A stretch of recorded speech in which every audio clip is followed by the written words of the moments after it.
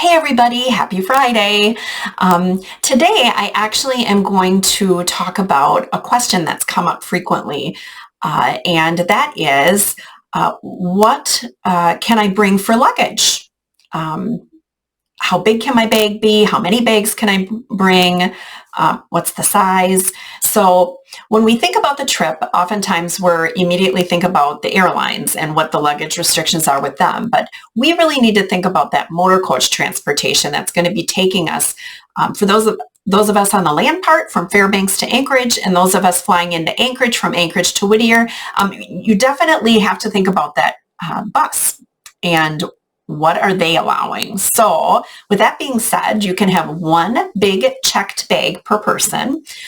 Remember with the airlines, they will charge you a baggage fee to check a bag. So you will have a fee that you will have to pay that is associated directly with the airlines. That's nothing that you'll be paying me at all. It's something that will be done directly with the airlines. So there will be a baggage fee. That big bag cannot exceed 62 linear inches, which means it's the length, the width, and the height of the bag. You add all those together, and it can't exceed 62 linear inches. So that's the dimensions or size, and then the weight is 44 pounds. It's not 50 pounds, it's 44 pounds. And that's because if you think about it again, this little motor coach, the bus driver is the guy who's going to be hauling these bags on and off, on and off. So it's because of that. So 44 pounds, 62 linear inches, and you can take one per person.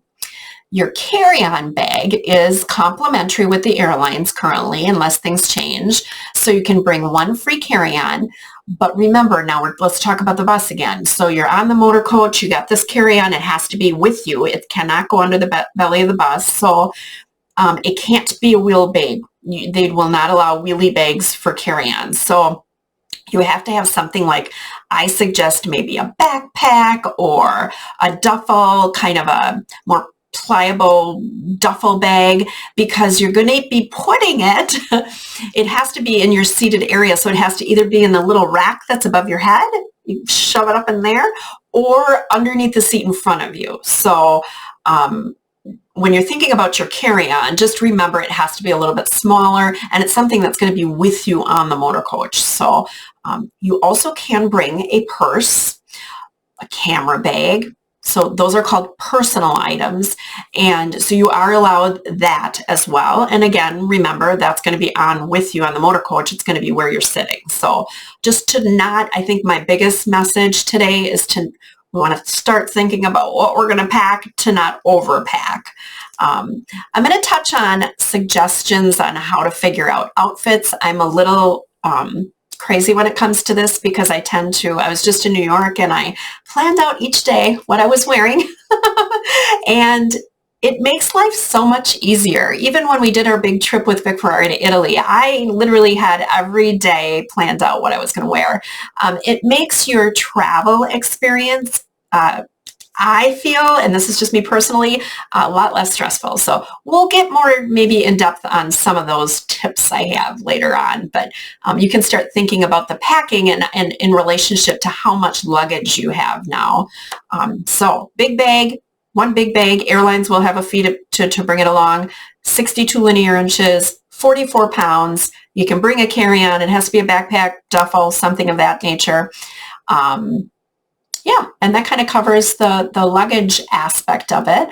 The only other item I wanted to touch on today is those of you that are calling in with your final payments for the trip. I am so grateful. The charges will begin to start coming through on your card, so you will start seeing some of those come through. Final is due April 25th, so just a heads up on that. If you do call me, I will for sure call you back. It won't be this, it possibly won't, it might be the same day, but it may not be. So just to be aware, it may take me a couple of days to ring you back, but either I or one of my team will call you back. I know some people get alarmed when they don't get a call back within an hour or two of calling me. And just to understand that I'm handling a lot of customers, not only with our group, but with also spring break travel still happening. We've got a lot of travelers out there traveling. And so we've got those situations that we're handling as well. So anyway, just want to give you a heads up. I will call you back. It just might take a little bit. So I appreciate your patience. I think that's all I have for today. So I hope you appreciate this message, as I had a lot of questions on luggage and size of bag and all of that. So I hope this helps.